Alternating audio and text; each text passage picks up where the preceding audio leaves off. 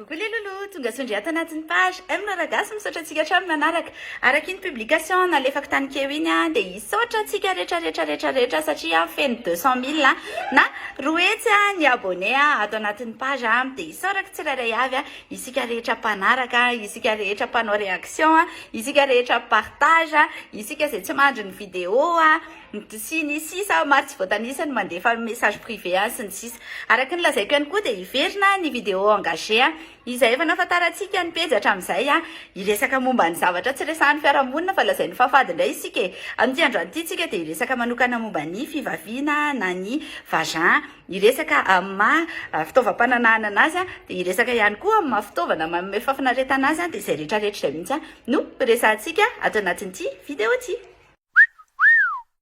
Hatramin'izay ka hatramin'izao dia tena ratsiana foana ny fivaviana io satria raha malagasy ianao ka tezitra be dia hozy izy ianao hoe mahasoso.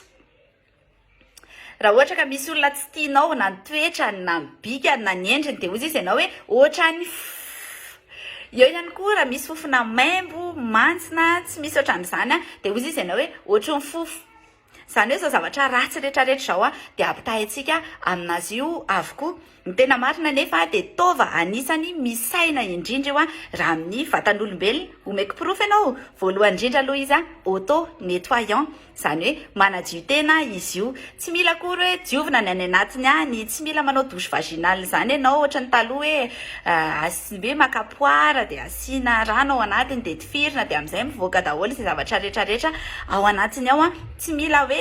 atao ahoana na atao ahoana fa manadio tena izy io. Izay no mahatonga an'ilay tsiranoka mivoaka iny rehefa maraina na ihany koa rehefa amin'ny hariva rehefa avy mandehandeha ihany ianao dia hitanao misy faritra kely amin'ny akanjo manolo-koditra ao na amin'ny slip izany dia iny ilay zavatra mivoaka, iny ilay zavatra maloto avy any anatiny avy any. Rano tsotra fotsiny izany no anasanao azy io.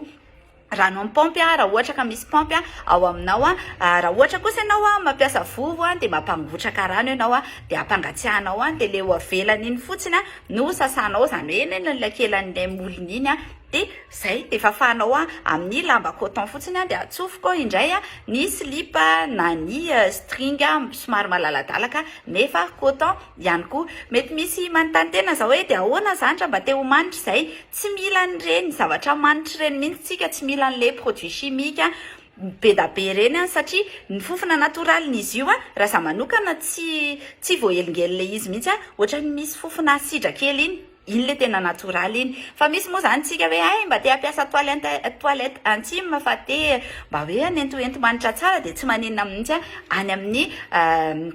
amin'ny pharmacie tsika no mijery an'izay dia jerevantsika tsara hoe testena tsara ve le izy ohatriny ahoana sy ohatriny ahoana fa ka manontany dokotera ihany koa ianao mombamomba an'izay. Eo ihany koa nefa mety isy fotoana ihany koa ianao hoe somary maimaina ohatra dia afaka mampiasa ihany koa ianao lubrifiant fa aleo ianao any amin'ny pharmacie any no mijery an'izay. Faharoa ihany koa ny tenenako hoe tena misy saina izy io dia ny alaliny. Raha ohatra ka ohatran'izao fotsiny tsika rehetrarehetra izao izany hoe tsy taitra tsy maninona dia mety eo amin'ny 7 hatramin'ny 4 centimetatra eo dia alaliny izy io fa raha ohatra le efa le taitra na excité ozy izy tsika mety ho tonga hatrany amin'ny 12 na hatrany amin'ny 13 centimetatra any ny alalin'ilay fivaviana. Raha izay ary izy amin'ny fiainana andavanandro dia ohatriny ahoana indray rehefa tonga ny fadim-bolana tsy dia misy zavatra miova satria auto nettoyant foana izy io raika amby 30 andro ao anatin'ny ray volana 520 sy 300 andro ao anatin'ny herintaona izany hoe isanandro. Misy olona nandefa message anazy dia nanontany an'izay hoe ny anazy somary mivaingambaingana rehefa tonga ny fadim-bolana dia tsy maintsy sikirina mihitsy izay vao mivoaka ilay izy. Tsy mila an'izany vao mahay manimba zavatra izany raha ohatra ka sokirintsika ilay izy fa mivoaka ho azy eo ihany izy io dia sasana amin'ny rano madio ohatran'ilay zavatra niteneniko teo sasanao ny ivelany. Aza matahotra mihitsy ianao fa tsy maloto mihitsy akory iny raha mivoaka iny rehefa tonga fadim-bolana ianao. Soloy matetika fotsiny serviette raha ohatra ka mampiasa an'izany ianao mba ohatra hoe maraina miainga ao an-trano ianao ohatra dia misolo any amin'izay alehanao. Raha ohatra hoe tena efa be da be le izy dia afaka misolo ihany koa ianao na tsy misasary ianao tsy manina amin'ny atoandro iny fa manolo fotsiny dia amin'ny hariva ianao tonga ao an-trano indray dia mandro dia misolo indray tsy misy atahorana mihitsy lainga daholo le hoe tsy afaka manasa loha, tsy afaka mandro, tsy afaka manao zavatra marobe rehefa tonga ny fadim-bolana fa afaka ataonao avokoa ary afaka hohaninao sy afaka sotroinao daholo ny zavatra rehetra amin'ny fadim-bolana. Ndao ro resantsika ny paoziny satria maro amintsika no mametraka an'izay fanontaniana izay amina hoe ohatrany ahoana ny tena tokony ho izy ny na ohatra misy mivoaka kely eto ny na ohatra ny ohatran'izao raha miresaky ny olona dia ohatran'izao le izy nefa ny ana tsy ohatran'izany zany jery horonan-tsary ho an'ny olon-dehibe dia tena tsy mitovy amin'ilay izy mihitsy ny ana dia tena ahoana zany mombamomba an'izay fataro aloha fa tsy mitovy daholo ny antsika rehetrarehetra misy kely misy lehibe misy bebe molotra misy kelikely molotra misy mipotra molotra misy mipotra le ao anatiny iny sy ny sisa fa aza matahotra tsika rehetrarehetra fa natoraly avokoa izany rehetrarehetra zany tsy mitovy kosa aloha ny fivavian'ny vehivavy anankiray raha mbola tsy niteraka izy tsy mitovy amin'ny fivaviany anankiray zay efa niteraka tsy mitovy mihitsy ny ray manao épilation dia ny ray mirasé tsy mitovy mihitsy ny ray nanao tampon hatramin'izay niainana dia ny ray mety nanao serviette hygiénique raha manao serviette hygiénique indrindrindrindra ho anay izay nampiasa serviette hygiénique taloha tsy misy an'le mitazona ohatran'izao aty ariana fa le mipetraka fotsiny dia rehefa betsaka le raha dia maina dia kikisana iny ny sisiny dia maratra eo anelakela pe eo dia lasa maintimainty le izy raha mirasé koa ianao dia maintimainty eo dia raha ohatra ihany koa ianao betsaka ny zavatra hoe manova ny paoziny izy io dia tsy maninona nefa zany fa natoraly daholo zany rehetrarehetra zany ny fanadiovana tena betsaka no mangataka ao anatin'ny pejy ao dia anao resantsika ary voalohany indrindra aloha dia ny fanadiovana tena hitako tena nandaitra dia ny beurre de cacao hosoranao eny amin'ilay faritra rehetra somary maintimainty amin'ny manatoraly an'ilay akora nefa dia somary elaela le izy vao miala zany le maintimainty fa mila maharitra tsara tsika na ny any ambany helika na ny eo indraindray ihany koa misy an'le bevoka dia misy an'le trace somary maintimainty eto misy ao amin'ny laferana misy somary maintimainty sy ny ohatran'izany dia ny beurre de cacao ny tena tsara indrindra anaovantsika anazy hosorantsika izy ohatra amin'ny alina raha tsy manelingelanao sy ny olona miara-matory aminao moa zany dia ny tena tsara hoe apetraka ao andray alina tontolo raha ohatra kosa nefa hoe manelingelanareo mivady nareo mpitsipa nareo miara-matory afaka hoe hosoranao dia rehefa alohan'ny atory ianao ohatra sasanao na ihany koa hoe maka fotsiny ianao coton dia asianao rano mafana kely dia foanao amin'iny le izy dia vita mety eo amin'ny 3 herinandro eo ianao na eo amin'ny 2 volana eo dia efa mahita hoe meafaka le izy fa mazotomanao an'izay fa zay ny tena hitako hoe tsotra indrindra. Fanontaniana anisan'ny veriberina ato anatin'ny pejy ihany koa ny hoe manimba ny hoditry ny fivaviana ve ny fanaovana ny épilation na ny mirasé anazy io raha ny tena tokony ho izy aloha dia ny asany ny volo iny dia manakana ny microbe tsy tsofoka any anatin'ny fivaviantsika any zany hoe tokony hoe mba misy zany 1 milimetatra na 2 milimetatra eo mba avelantsika eo ihany fa tsy tonga dia hoe ataontsika hoe sola be izy io betsaka nefa ny mieritreritra hoe misy volo zany dia dikan'izany hoe firehetra tsy laviko mihitsy zany ny fanaovana ny épilation sy ny rasage koa nefa dia tena izay mihitsy hoe somary miagressé somary manao herisetra kely amin'ny hoditra eo aminazy io nefa ny hoditra izy io azo lazaina hoe anisany malefaka indrindra amin'ny vatantsika. Fanontaniana anankiray ihany koa tena manjato mihitsy nareo nametraka anazy ity dia niresaka hoe perte na ny tsiranoka mivoaka avany hoe rehefa ohatrany ahoana no tokony hoe hitaintaina izahay hoe tena efa tsy izy tsony izy ity raha ny tena izy araka le lazaiko tany amin'ny voalohany tany hoe auto nettoyant izy io dia misy tsiranoka mivoaka foana aminazy io rehefa mety hoe amin'ny ariva ianao tonga ohatrany dia mahita na hoe rehefa mifomaraina ianao dia mahita.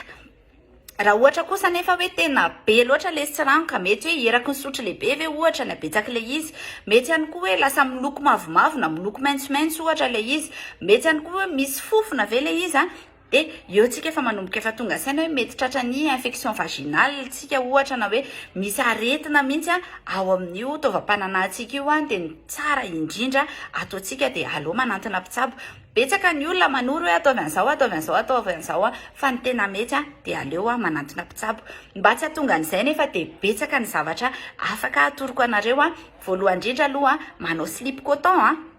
ataovy somary malalaka ihany koa slip tsy misikotsikotra rehefa misasa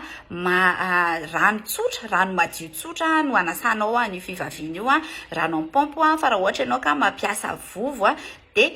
ampangotray ilay rano. Aza manao zavatra tery loatra ianao, ohatra hoe pataloha jeans dia tery be mihitsy, na hoe pataloha cuir dia tery be dia tsy mahazo aina izy io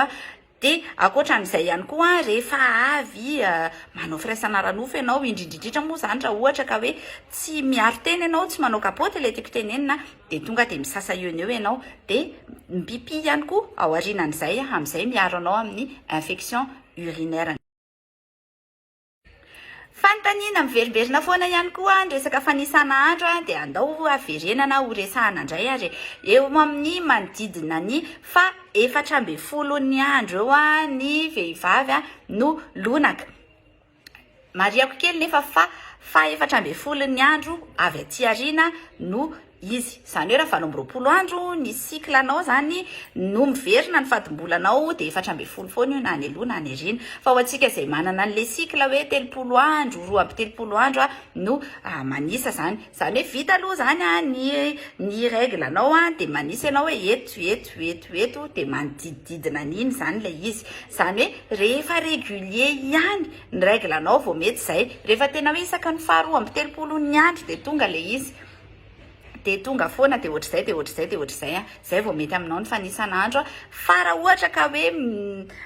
mikorotandrotana izy io indraindray 20 indraindray 30 dia tsy mety aminao izy zay sao dia sanatritratra ny voaka tsy nirina. Betsaka koa nefa ny fanabeazanaizana afaka ataonao, afaka mihinana pile ianao, afaka mampiasa DIU ianao, afaka mampiasa implantant ianao, afaka mampiasa stérilet ianao, afaka mampiasa zavatra maro isan-karazany ianao fa makanesa any amin'ny tompom-pahasalamana akaiky ianao indrindra sady maimaim-poana ny fanabeazanaizana amin'izao fotoana izao. Ny tena tsara indrindra aloha raha mbola tanora ianao, mbola tsy ao anatin'ny fanambadiana dia aza miditra amin'izany firaisana ranofo zany fa manakorotan-tsaina fotsiny zany fianarana aloha atao tsara. Raha ohatra ianao tena efa tafatsofoka kosa nefa dia arovo ny tenanao manatona tobim-pahasalamana.